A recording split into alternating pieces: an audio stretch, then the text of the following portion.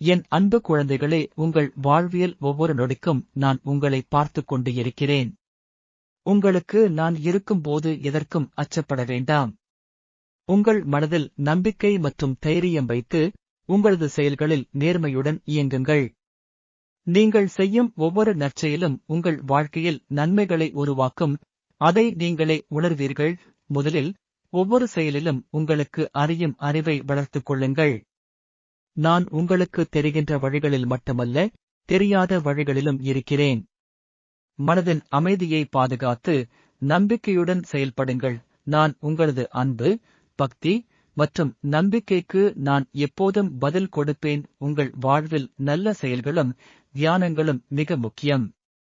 ஒவ்வொரு நாளும் நேர்மையாக தியானம் செய்து, உங்கள் உள்ளத்தில் அமைதியையும் ஆன்மீக சக்தியையும் பராமரியுங்கள். நீங்கள் உங்கள் மனதை சுத்தமாக வைத்திருக்க